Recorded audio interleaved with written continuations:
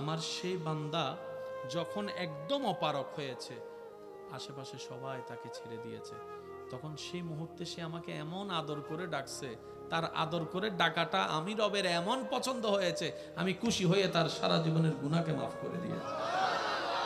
ওই বান্দা বলে, আল্লাহ আপনরা তো আমাকে ফেলে দিল, আজকের দিনে তুমিও কি আমাকে ফেলে দিবা? আল্লাহ, আল্লাহ তুমি না রহমান, তুমি না গফফার, তুমি না রাহিম, তুমি না সত্তার।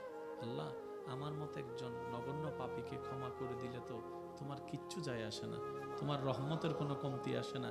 আল্লাহ পাক বলে, আমার বান্দা আমাকে এত আদর করে করে ডাকতেছিল, এত আদর করে করে ভিক্ষা কাজ চাচ্ছিল আমার কাছে, আমি আল্লাহ খুশি হয়ে ইন্নাল্লাহা আলা কুল্লি শাইইন কাদির, আমি আল্লাহ চাইলে দিনকে রাত, রাতকে দিন বানাতে পারি, আমি মালিক, আমি খালিক। আমি খুশি হয়ে আমার বান্দাকে গুনাহ মাফ করে দিয়ে অপবিত্র থেকে পবিত্র বানায় দিলাম, জাহান্নামী থেকে জান্নাতি বানায় দিলাম। সুবহান। আমার নামাজ আমার রবের জন্য, আমার সিজদা আমার রবের জন্য, আমার রোজা আমার রবের জন্য, আমার কুরবানি আমার রবের জন্য, আমি মুস্তাফার হায়াত আমার রবের জন্য, আমার দুনিয়ার থেকে যাওয়াও আমার রবের জন্য, আমার সবকিছু আমার রবের জন্য। সুবহান। মনে রাখবেন, সাধারণ বান্দা আর প্রেমিক বান্দা এক নয়। রবের দরবারের সামনে আমার মতো গুনেহগার, আমার মতো পাপী, আমার মতো অনুপযুক্ত ব্যক্তি দাঁড়ানোর যে সৌভাগ্য আল্লাহ দিয়েছেন, এটাই তো বড় দয়া। আমি যে পাপ করেছি, আর রবের দরবার যত রহমতের দামি দরবার, রবের দরবারের আশেপাশে না 100 মাইল দূরেও থাকার যোগ্যতা আমার কাছে নাই, কিন্তু আমার রব রহমান এত দয়াবান, হাজার গুনাহ করার পরও যখন রবের দরবারে আসি, রব বলে যে রহমতের দরজা খুলে দাও, আমার গুনাহগার বান্দা এসেছে আমি রবের দরবারে। এটা তো বড় দয়া। আমার রব যে আমাকে দাঁড়াতে সুযোগ দিয়েছেন, নামাজ পড়তে সুযোগ দিয়েছেন। সে হয়তো কথার সাথে অ্যাড করে বলবে, আমি যখন নামাজে দাঁড়াই শয়তান ডিস্টার্ব করে, হাজার কিছু মনে এনে দেয়, হাজার ভাবনায় আমার মন চলে যায়, কিন্তু আমি তারপরও রবের সন্তুষ্টির জন্য আমি নামাজে দাঁড়িয়ে থাকি। অনেক সময় আমার সূরা ভুল হয়ে যায়, আয়াত ভুল হয়ে যায়, অনেক সময় তো এমনও হয় 2 রাকাত পড়ছি কিনা 3 রাকাত পড়ছি এই টেনশনের মধ্যেও চলে যায়। অনেক সময় এমনও হয় নামাজ পড়া অবস্থায় ওযু কি আছে না নাই ভেঙে গিয়েছে মনে হয়, এই টেনশনেও পড়ে যায়। কত রকমের ডিস্টার্ব হয়, কিন্তু প্রত্যেকটা ডিস্টার্ব আমার ভালো লাগে, প্রত্যেকটা জ্বালা আমার ভালো লাগে, প্রত্যেকটা বাঁধা আমার ভালো লাগে। সে জিজ্ঞেস করছে, কেন তোর এত বাঁধা ভালো লাগে? বুঝলাম না। বলে যে প্রেমের মধ্যে বাঁধা নাই সেই প্রেম কখনো জমে না, যে প্রেমের মধ্যে কখনো বাঁধা হয় না সে প্রেমের মধ্যে আকর্ষণ বাড়ে না। শয়তান চেষ্টা করে আমাকে বিভিন্নভাবে প্রলোভন দেখিয়ে রবের রহমতের দরবার থেকে সরিয়ে রাখতে, আর আমি আমার শক্তি দিয়ে, ঈমানি বল দিয়ে, মহাব্বতের টান দিয়ে আমার সমস্ত কিছুকে পিছনে ফেলে আমি রবের দরবারে দাঁড়িয়ে থাকি, রবের দরবারে দাঁড়িয়ে থাকি। আমাকে শয়তান এমনও পর্যন্ত বলে, এত কিছু চিন্তা করলে এমন ইবাদত কি রব কবুল করবে? কখনোই করবে না, এমন টেনশনে ঢুকাই দিয়েছে। তারপর আমি রুকু করা ছাড়ি নাই, সিজদা দেওয়া ছাড়ি নাই, ওযু করা ছাড়ি নাই, নামাজে দাঁড়ানো ছাড়ি নাই। ভাইরে ভাই শুন, রবের দরবারে দাঁড়িয়ে অন্তর, ব্রেইনে, মনে, শরীরে এমন শান্তি আমি অনুভব করি যেটা পৃথিবীর কোনো কাজে এই শান্তি নাই, যেটা রবের দরবারে নামাজের মধ্যে শান্তি পাওয়া যায়। সুবহান। কোত্থেকে আসলাম, কে পাঠালো, কোথায় যাব, কি উত্তর দিব? আপনার সমস্ত প্রশ্নের উত্তর এখানে চলে আসবে। মনে রাখবেন, অন্যের মুখে হাসি ফুটিয়ে যে শান্তির দেখা আপনি পাবেন, এই শান্তি আর কোথাও পাবেন না। কারণ রব বলে যে আমার সৃষ্টিকে শান্তিতে রাখে, ওই বান্দার শান্তিতে থাকার রাস্তা আমি আল্লাহই করে দিই। সুবহান। তা বলে এই কথা ভুলবেন না, যার উপকার করবেন সে লাথি মারবেই, যারে পড়াবেন সে আপনাকে মূর্খ বলে গালি দিবে, যাকে একটু ব্যবসার লাইন দেখাই দিবেন সে আপনাকে ভিক্ষুক বলে, গরিব বলে হেয় করবে। যার থাকার ঘর ছিল না তাকে একটু ছাদ দিয়েছেন, সে আপনাকে একদিন ঘর থেকে বের করার প্ল্যানিং করবে। মনে রাখবেন, থ্যাংক ইউ পাওয়ার আশায় কোনো উপকার করবেন না। ওই বান্দার উপকার যে বান্দারই হোক, ওই বান্দার উপকার এই কারণেই করবেন তার আল্লাহ যেন আপনার উপর খুশি হয়ে যায়। সুবহানাল্লাহ। তাহলে দুনিয়াতেও ইজ্জত আপনার, নিয়ামত আপনার, আখিরাতেও নিয়ামত আপনার। সবর করবেন, সহ্য করবেন, রবের রহমতের অপেক্ষার দিকে তাকাই থাকবেন। নিয়ামত আপনার আসবে, জয় আপনার হবে। ওয়াতু ইজ্জু মান তাশা ওয়াতু জিল্লু মান তাশা ওয়ালিল্লাহিল ইজ্জতু ওয়ালি রাসূলিহি ওয়ালিল মুমিনিন। বান্দারে, তোর হার্টবিট না চললে তুই বাঁচতে পারবি না। হার্টবিটের সাথে তোর বাঁচার সম্পর্ক। এই হার্টবিটটা তোর কন্ট্রোলে রাখি নাই। তোর হার্টবিটটাকে প্রতি সেকেন্ডে যে পাম্পটা করা, এই পাম্পটা আমি আল্লাহ কুদরতি দায়িত্বের মধ্যে নিয়ে নিলাম। বান্দারে, তোর খিদা লাগলে তুই খাবি, হাতটা তোর কন্ট্রোলে দিলাম। তরকারি কোনটা নিবি কি নিবি না তোর পছন্দের উপর ছেড়ে দিলাম। কোনটা তোর ভালো লাগবে, কোনটা তোর খারাপ লাগবে, মুখের স্বাদের মধ্যে আমি ছেড়ে দিলাম। কিন্তু তুই যখন ডোকটা গিলে ফেলবি, খাবারটা যখন পেটে যাবে, পাকস্থলিতে যাবে, ওই খাদ্য হজম করার দায়িত্ব আমি তোকে দিই নাই। সুবহানাল্লাহ বলি। খাদ্য হজমের দায়িত্ব, ডিউটি আমি তোকে দিই নাই, এটা আমি আল্লাহ নিজের কুদরতি ব্যবস্থাপনায় রেখে দিয়েছি। সুবহানাল্লাহ। ওই খাবার থেকে তোর শরীরের উপকারী জিনিসগুলোকে আলাদা করে অপকারী জিনিসগুলোকে বের করে দেওয়ার দায়িত্ব আমি রব নিজে নিয়ে নিলাম। সুবহানাল্লাহ। বান্দা, তোর কিডনির দায়িত্ব আমার, পাকস্থলীর দায়িত্ব আমার, হার্টের দায়িত্ব আমার, তোর রক্তনালীর দায়িত্ব আমার, তোর রক্তের দায়িত্ব আমার, তোর শরীরের ক্যালসিয়ামের দায়িত্ব আমার, তোর বিতর্গত সবকিছুর দায়িত্ব আমি নিয়ে নিলাম। বলেন না সুবহানাল্লাহ। বান্দারে, রাত্রেবেলা তুই সারা দিন পরিশ্রম করে যে শরীরের ক্লান্ত শরীর নিয়ে তুই ঘুমাতে যাবি, তুই ঘুমাতে যাবি ঠিকই, ঘুমটা তুই চাইলে আনতে পারবি না। অনেকে বিছানার মধ্যে নিয়ে ছটপট করতে থাকে, ঘুম আসে না বলে। মনে রাখবেন, শোয়াটা আমাদের কাজ, বসাটা আমাদের কাজ। ঘুম কখন চোখ লেগে আসে কেউ বলতে পারে না, কেউ বলতে পারে না। কয়টায় শুয়েছে এটা বলতে পারে, কয়টায় চোখ লেগেছে কেউ বলতে পারে না, কেউ বলতে পারে না। আর ঘুম না হলে শরীর ভালো থাকে না, শরীর ভালো না থাকলে কাজ করা সম্ভবপর নয়, মন মানসিকতাও ভালো থাকে না। রব বলে যে তুই শুবি, তুই বসবি, তোর চোখের মধ্যে মায়া করে হাত বুলাই দিয়ে ঘুমের ব্যবস্থা আমি রবই করে দিব। আমি আমার বান্দাকে বললাম, সারা দিন পরিশ্রম করেছিস বান্দা, শরীরকে একটু আরাম দে, ঘুমা। আমার বান্দা ঘুমটাকে কমিয়ে আমি রবের দরবারে হাজিরা দেওয়ার জন্য উঠে এসেছে। সুবহানাল্লাহ। অন্য ওয়াক্তের মধ্যে হয়তো মাঝে মধ্যে রিয়া ঢুকে যেতেও পারে, আমাকে নামাজি অনেকে বলতেও পারে, বিভিন্ন ধরনের শয়তানের কুমন্ত্রণা। রাতের বেলা আমার বান্দা দাঁড়িয়েছে, ডানেওয়ালা গুম, বামেওয়ালা গুম, সামনেওয়ালা গুম, পিছনেওয়ালা গুম, হয়তো এলাকার প্রায় 99% গুম, কিন্তু আমার বান্দা ল্যাব থেকে বের হয়ে শীতকে আপন করে দাঁড়িয়ে আছে আমি রবের রহমতের দরবারে। সুবহানাল্লাহ। আমি আল্লাহ ওই দৃশ্যটাই বেশি পছন্দ করি, যে আমার বান্দা আমার রবকে খুশি করার জন্য নিজের উপর কষ্টকে আপন করে নাই, আমি রবকে রাজি করার জন্য। সুবহানাল্লাহ। আমার আল্লাহ আমাকে এই অফুরন্ত যে দয়া দান করেছেন, আমি কি আল্লাহ শুকরিয়া আদায় করব না? আমি কি শুকরিয়া আদায় করব না? সুবহানাল্লাহ বলেন না। আমি কি একটু আমার রবের শুকরিয়া মন ভরে করব না? পা যাইলে যাক না, আমার রবের জন্যই তো আমার পা, আমার মন, আমার ধন, আমার তন, আমার সব কিছু আমার রবের জন্য। আমার বান্দারে, আমি তোর জীবনকে কষ্টের মধ্যে ফেলবো না। লা নুকাল্লিফ, আমি কষ্টের মধ্যে ফেলবো না।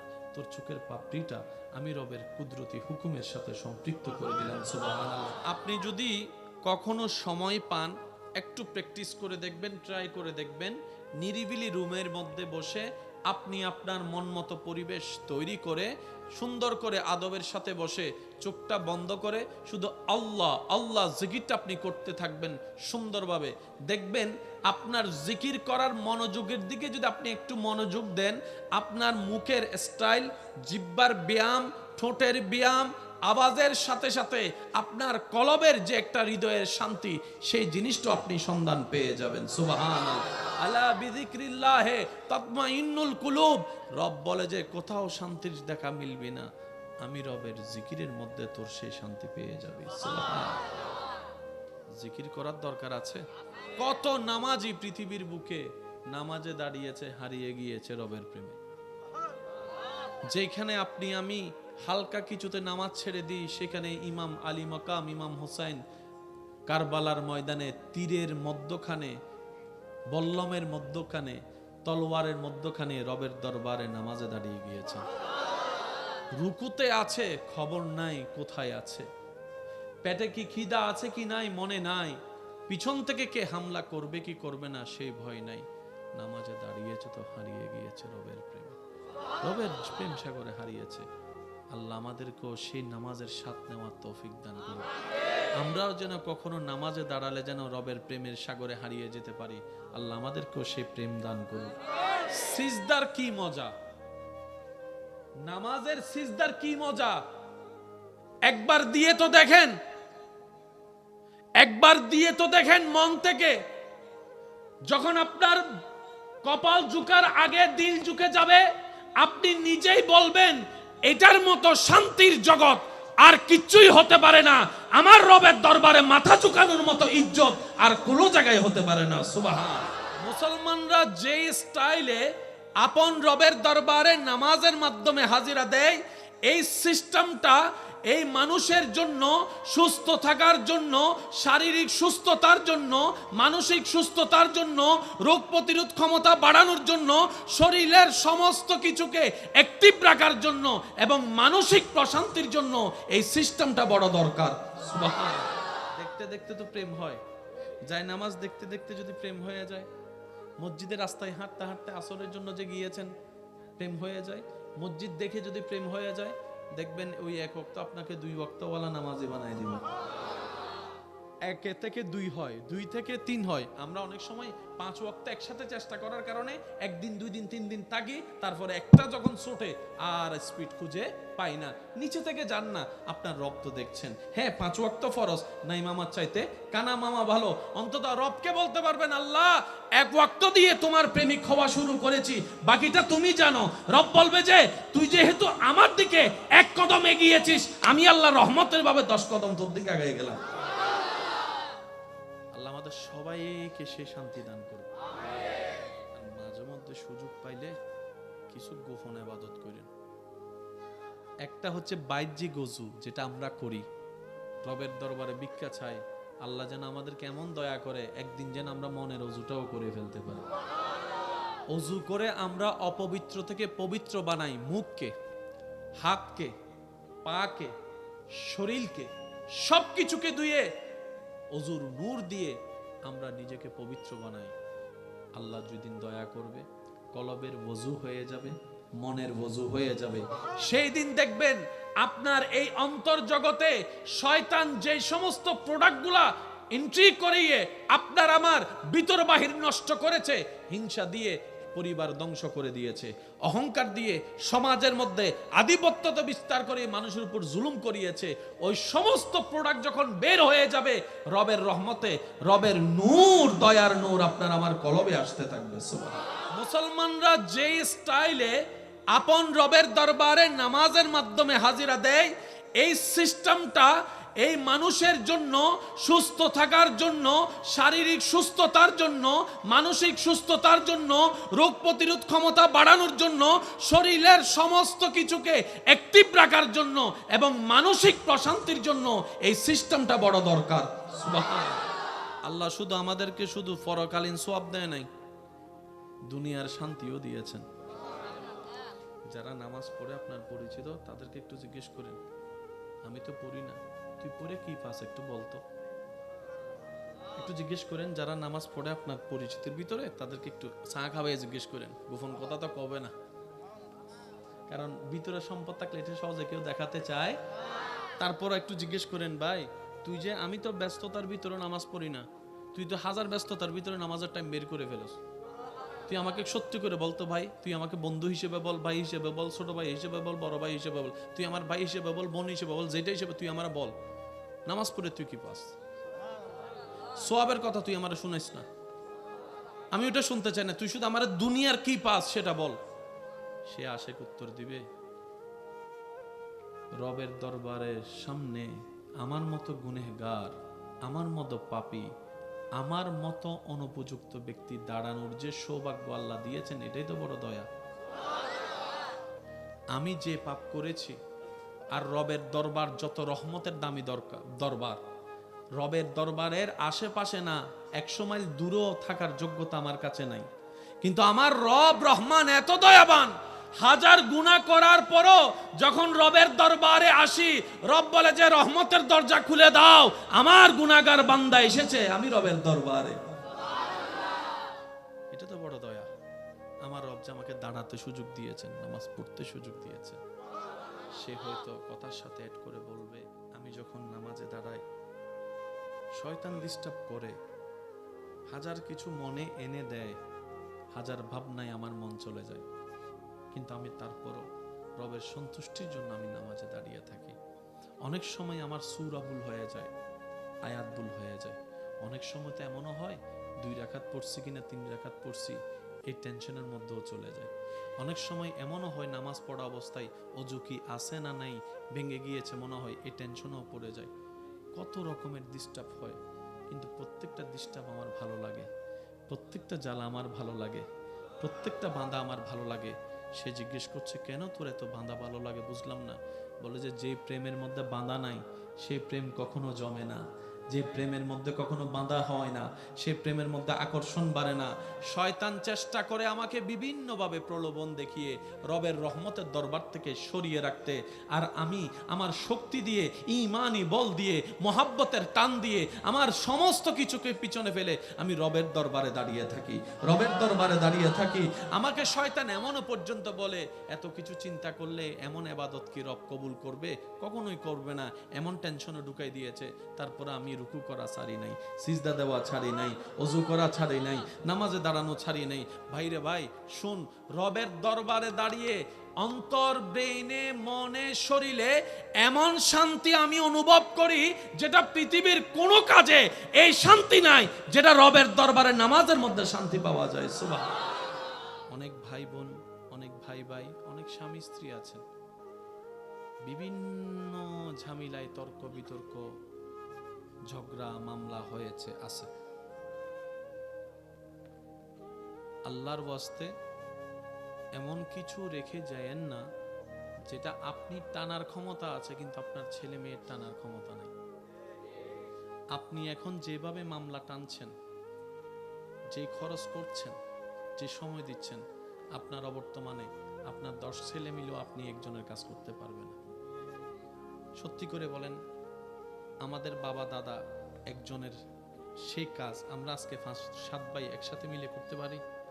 সত্যি করে বলেন না রে ভাই, এটা কখনো সম্ভবপর নয়। আমি অনুরোধ করব, এমন কোনো ঝামেলা রেখে যায়েন না যেটা বিরক্ত হয়ে নিজের ছেলে মেয়েরাই আপনাকে গালি দিবে। এরকম অনেক জায়গায় ইদানিং শোনা যাচ্ছে, বাবা দাদাই করে গিয়েছে ঝামেলা শুরু, নাতিরা টানতে পারে না, ইনকাম তার 25,000, মামলায় চলে যায় 20,000। কথা বলেন না রে ভাইয়া, একটু ভেবে দেখবেন, কারণ হায়াত মতের কোনো বিশ্বাস নাই, যে কোনো মুহূর্তে ডাক চলে আসতে পারে। এই 1 নম্বর কথা। 2 নম্বর কথা, নবীজির একটা হাদিস মনে রাখবেন। নবী রাহমাতুল লিল আলামিন বলে, আমার যেই উম্মত নিজের আইনে সঠিক থাকার পরেও ঝগড়া বিবাদ না হওয়ার জন্য অন্যকে ছাড় দেয়, অন্যকে মাফ করে দেয়, আমি নবী মুস্তাফা রাহমাতুল লিল আলামিন কথা দিলাম যে ধৈর্য ধরে ছাড় দিবে, যে ক্ষমা করে দিবে, যে সুযোগ করে দিবে, যে ঝগড়ায় লিপ্ত হবে না, হাজার কিছুর পরও যে নিজেকে সবর দিয়ে রাখবে রবের সন্তুষ্টির জন্য, আমি নবী রাহমাতুল লিল আলামিন আল্লাহ থেকে তার জন্য একটা জান্নাতের রুম নিয়ে দিবই দিব। আল্লাহ আমাদেরকে সেই মানুষ বানার তৌফিক দান করুন। নবীজি বলছেন, একজন ভাইয়ের ভিতরে ঝগড়া হয়েছে, ভুল বুঝাবুঝি হয়েছে, এক ভাই আরেক ভাইয়ের কাছে ভুল বুঝে মাপ চাইতে গেছে, ভাই ভুল হয়েছে আমার, রাগ করিস না ভাই, মাফ করে দে। নবীজি বলে যে সে তাকে যদি তার ভাই মাফ না করে, হাসরের ময়দানে সে আমার সুপারিশ পাবে না। একটু বুঝবেন কথাটা। অর্থাৎ আপনার ছোট ভাই আপনাকে এসে বললেন, ভাই যা হয়েছে ভুল হয়েছে, মাফ করে দে ভাই, এক মার পেট থেকে বাইরে হয়েছে, কয়দিন আর বাঁচবো, 2 দিন আলাদা, আর কয়দিন থাকবো। আজকে তুমি আর আমি 2 জন আলাদা হওয়ার কারণে আজকে আমাদের বউ সন্তানরা আলাদা হয়ে যাচ্ছে।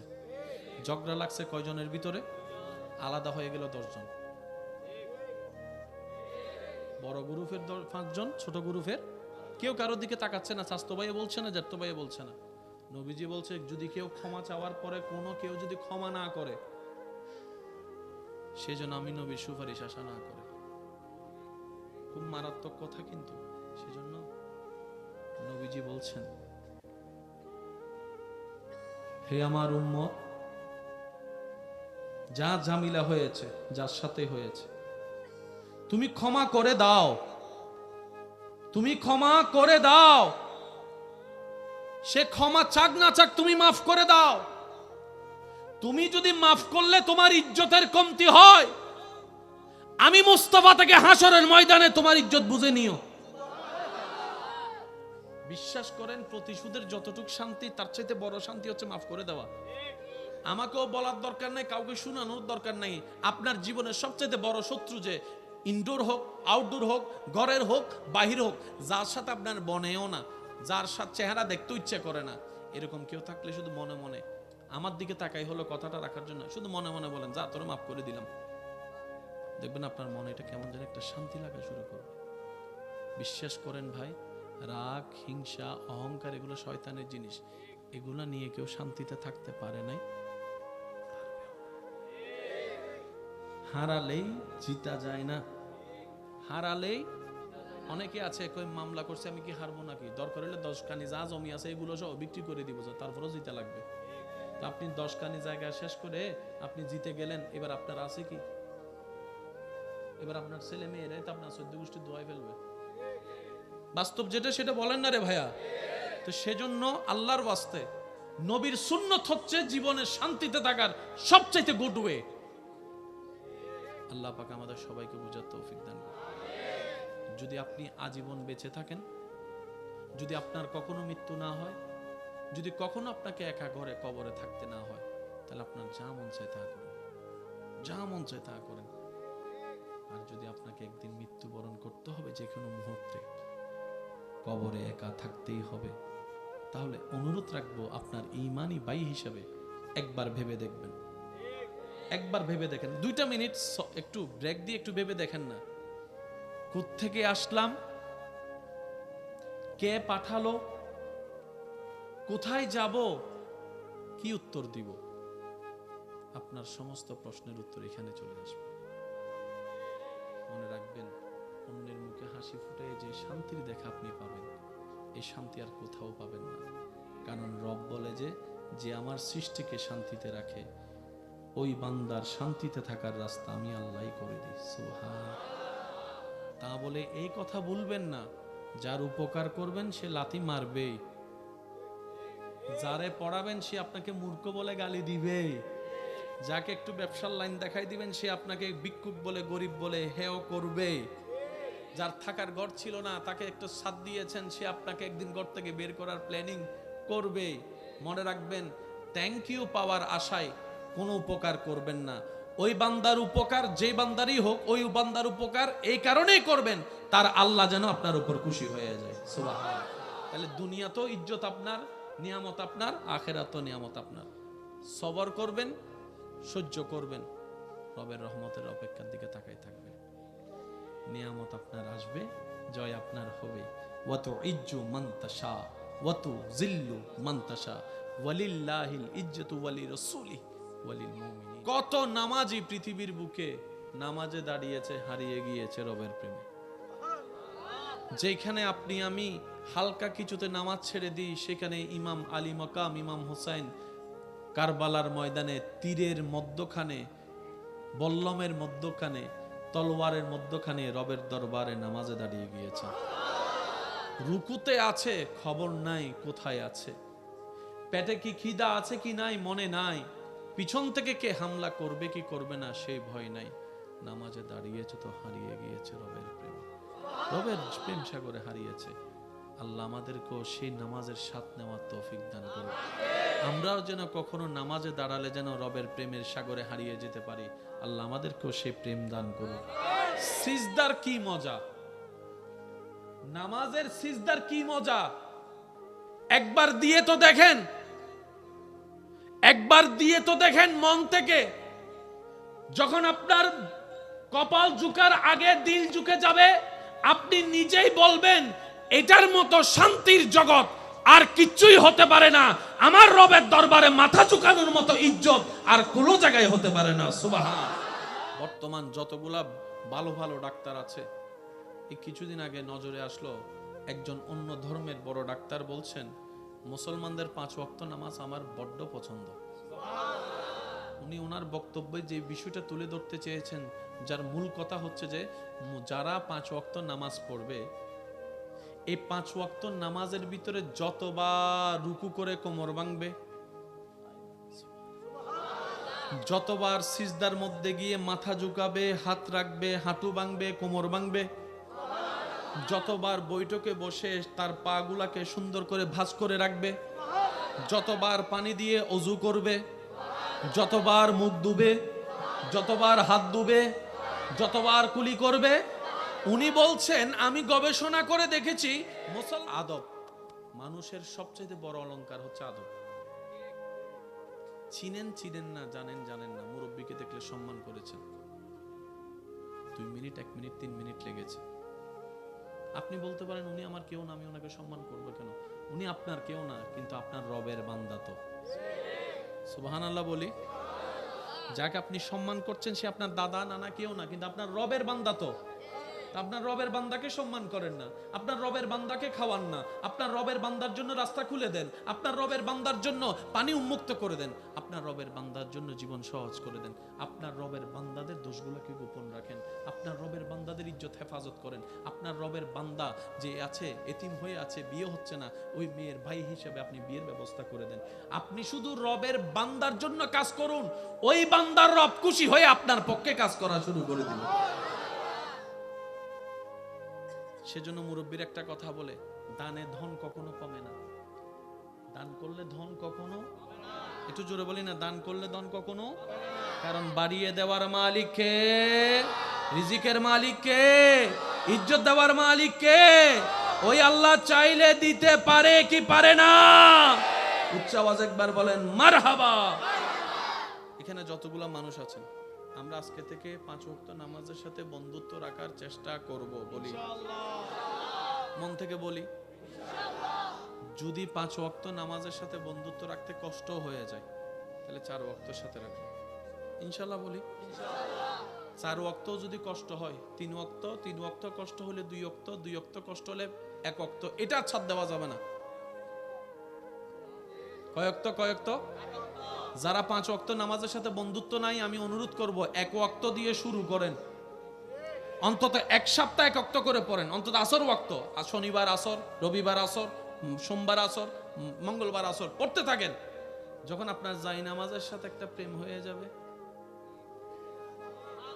দেখতে দেখতে তো প্রেম হয়, জাই নামাজ দেখতে দেখতে যদি প্রেম হয়ে যায়, মসজিদের রাস্তায় হাঁটতে হাঁটতে আসরের জন্য যে গিয়েছেন প্রেম হয়ে যায়, মসজিদ দেখে যদি প্রেম হয়ে যায়, দেখবেন ওই 1 ওয়াক্ত আপনাকে 2 ওয়াক্তওয়ালা নামাজি বানায় দিবে। 1 থেকে 2 হয়, 2 থেকে 3 হয়। আমরা অনেক সময় 5 ওয়াক্ত একসাথে চেষ্টা করার কারণে 1 দিন 2 দিন 3 দিন থাকি, তারপরে একটা যখন ছোটে আর স্পিড খুঁজে পাই না, নিচে থেকে যান না। আপনার রব তো দেখছেন, হ্যাঁ 5 ওয়াক্ত ফরজ, নাই মামার চাইতে কানা মামা ভালো। অন্তত রবকে বলতে পারবেন, আল্লাহ 1 ওয়াক্ত দিয়ে তোমার প্রেমিক হওয়া শুরু করেছি, বাকিটা তুমি জানো। রব বলবে যে তুই যেহেতু আমার দিকে 1 কদম এগিয়েছিস, আমি আল্লাহ রহমতের ভাবে 10 কদম তোর দিকে আগে গেলাম।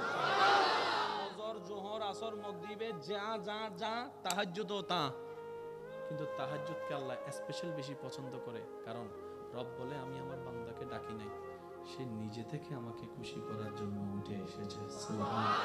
আমি আমার নবীজি রহমাতুল্লিল আলামিন সারা রাত এমন ভাবে দাঁড়াতেন নামাজে, পা মোবারক ফুলে যেত।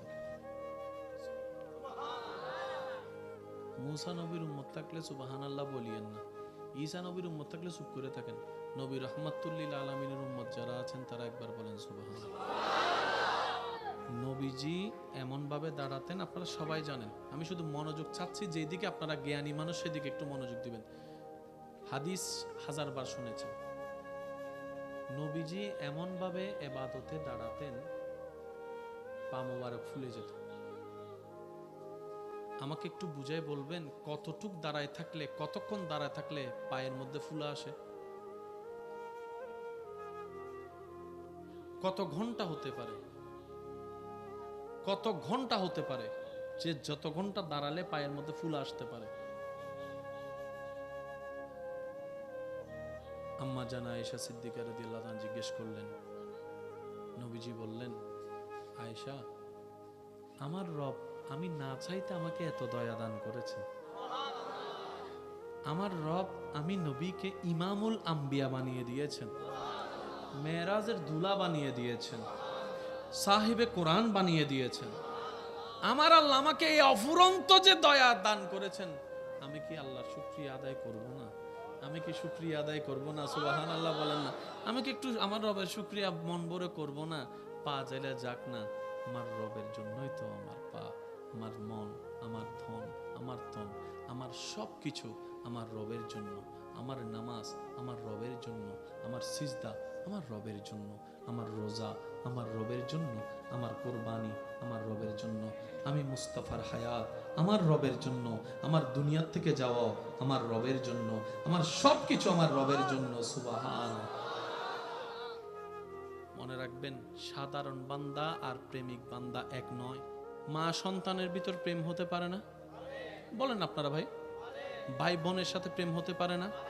কোনো ভাই এই পর্যন্ত বোনকে আই লাভ ইউ বলছে? কোনো বোন ভাইকে আই লাভ ইউ বলছে? কোনো সন্তান মা বাবাকে আই লাভ ইউ বলে না, মা বাবা সন্তানকে আই লাভ ইউ বলে না। এই সম্পদটা ছিল পবিত্রতার সম্পত্তি, নিয়ে গেছে হাইজ্যাক করে বাটফাররা। আজকে সেটাকে অপবিত্র বানাই দেওয়া হয়েছে। কথা বলেন ঠিক কি না? এই আই লাভ ইউ সবচেয়ে বেশি তো সন্তানের সাথে মা বাবার হওয়ার কথা ছিল। বিয়ে করার আগে ডেইলি 100 বার আই লাভ ইউ। একই মানুষ বিয়ে করার পরে সপ্তাহে একবার আই লাভ ইউ বলে না, যে এমনও আছে। বুঝতে পারছি কথা? আমরা সব সময় ওই নেগেটিভটা নিতে চাই, পজিটিভ নিতে চাই না। আপনি দেখেন ফেসবুকের মধ্যে ভালো জিনিস যদি দেন, লাইক কমেন্টস পাইতেন না।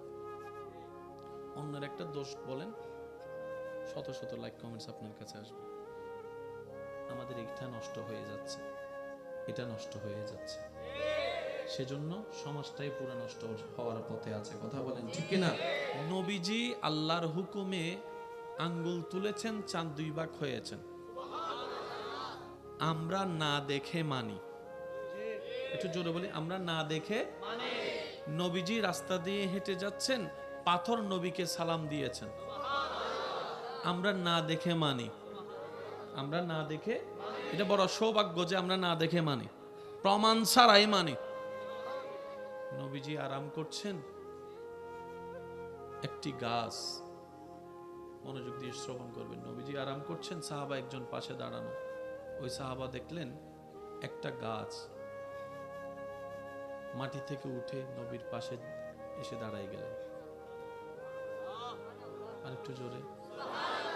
কিছুক্ষণ থাকার পরে নবীজি দরবার থেকে উনি আবার নিজের জায়গায় চলে গেলেন। গাছটা সাহাবা দেখে অবাক, জীবনে তো এরকম ঘটনা দেখে নাই। নবীজিকে যখন জিজ্ঞেস করলেন, নবীজি বললেন, ওই গাছ আমাকে দেখে রবের কাছে অনুমতি চেয়েছে। আল্লাহ তুমি চাইলে তো সব পারো, পা ছাড়া কেউ হাঁটাইতে পারো, পা ছাড়া কেউ হাঁটাতে। আল্লাহ তোমার হাবিব নবী ওই গাছটার নিচে এসে আরাম করছেন। আল্লাহ আমার বড় ইচ্ছা করছে একটু কাছ থেকে গিয়ে তোমার নবীকে একটু দেখবো। আল্লাহ কাছ থেকে গিয়ে তোমার নবীকে একটু সালাত সালাম দিব। আল্লাহ আমার ইচ্ছা। গাছে দোয়া করেছেন, রব কবুল করেছেন। ইন্নাল্লাহ আলা কুল্লি শাইইন কাদির। গাছ এসেছে, কিভাবে এসেছে রব ভালো জানে, কারণ সেই জায়গায় পৌঁছানোর ক্ষমতা আপনার আমার ব্রেনের মধ্যে নাই। মনে রাখবেন ভাই, সব কিছুতে ব্রেন ক্যাপচার করে না। সৃষ্টিতে অনেক সৃষ্টি এমন আছে যা এখনো পর্যন্ত বৈজ্ঞানিকের ব্রেন ক্যাপচার করতে, যেটা বলেন না, বৈজ্ঞানিকের ব্রেন ক্যাপচার করতে। পৃথিবী সৃষ্টির পিছনে বিজ্ঞানের থিওরি বিগ ব্যাং সবাই বলে, কিন্তু বিগ ব্যাং এর শুরু থেকে শেষ পর্যন্ত সমস্ত প্রসেস এখনো পর্যন্ত ব্রেন ক্যাপচার করতে পারে নাই। সেজন্য মুসলমানরা বড় সৌভাগ্যবান। আল্লাহ এবং রসুলের ব্যাপারে, ইসলামের ব্যাপারে চোখ বন্ধ করে আমরা ঈমান এনেছি, বিশ্বাস করেছি। বলেন না সুবহানাল্লাহ। নবীজি বলেছেন পরকাল আছে, আমরাও বললাম পরকাল আছে। নবীজি বললেন কবরে প্রশ্ন হবে, আমরাও প্রস্তুতি নেওয়ার চেষ্টা করছি কবরের প্রশ্নের জন্য। নবীজি বললেন জিব্রাইল নামক ফেরেশতা আছে, আমরাও মেনে নিলাম। ইসরাফিল, মিকাইল, আজরাইলের সাথে জীবনে কোনোদিন দেখা হয় নাই, কিন্তু নবী বলেছেন আমরা মেনে নিয়েছি। এটাই মুসলমানদের ঈমান। সুবহানাল্লাহ। মনোযোগ আছে? আল্লাহ তাআলা আমাদের নবীকে অনেক ধরনের অলৌকিক ক্ষমতা দিয়েছেন, তো ওগুলা তো আমরা বিশ্বাস করি, মানি। এখন কি আর চাঁদ 2 ভাগের ঘটনা আমরা দেখাতে পারবো? একটু বলেন না, দেখাতে পারবো? কোনো অন্য মানুষ যদি এসে আমাদেরকে বলে তোমাদের নবীর স্পেশাল মুজিজা কি? কারণ আল্লাহ যাদেরকে পাঠায় তাদেরকে তো কিছু বিশেষ স্পেশাল পাওয়ার দেয়, তোমাদের নবীর কি? এখন আমরা যদি বলি চাঁদ 2 ভাগের কথা, সে বলে যে আমি তো দেখি নাই, মানবো কেমনে? করতেও পারে, একটু বলে না, করতেও। নবীজি হাত তুলেছেন, আল্লাহ ডুবন্ত সূর্যকে আবার তুলে দিয়েছেন। এটা আমরা মানি, সবাই তো আর মানবে। মনে রাখবেন আমার ইমানদার ভাইয়েরা, আল্লাহ তাআলা আমাদের নবীকে যত ধরনের স্পেশাল নিয়ামত দিয়েছেন, মুজিজা দিয়েছেন, তোর মধ্যে কিয়ামত পর্যন্তের জন্য দলিল হিসেবে একটি মুজিজা, যেটার নাম হচ্ছে কোরআনুল কারীম। আর একটু জোরে, কোরআন হচ্ছে আল্লাহর পক্ষ থেকে দলিল। আপনি যে কোনো জায়গায় আল্লাহর উপর ভরসা করে নবীর প্রেম সাথে নিয়ে কোরআনকে নিয়ে দাঁড়াবেন, আল্লাহ তাআলা আপনাকে এমন দয়া করবেন, মাথা নিচু করে আপনাকে আসতে হবে না, মাথা নিচু করে আসতে হবে না। ইতিহাস সাক্ষী আছে, এই কোরআনের ভুল ধরার জন্য যারাই নেমেছিল, একদিন না একদিন তারা কোরআনের প্রেমে পড়ে ঈমান গ্রহণ করে মুসলমান হয়েছে। তাদের লিস্টের ভিতরে একজনের নাম আছে ডক্টর মরিস বুকাইল। বড় বড় বিজ্ঞানীদের নাম খুঁজে পাওয়া যায়। মনে রাখবেন, কোরআন হচ্ছে কিয়ামত পর্যন্তের জন্য একটা বড় মুজিজা। এটাকে না কেউ মিথ্যা প্রমাণিত করতে পেরেছে, না কখনো কেউ পারবে। কেন? কোরআনের হেফাজত স্বয়ং রব্বুল আলামিন নিজেই করেন। বলেন না সুবহানাল্লাহ।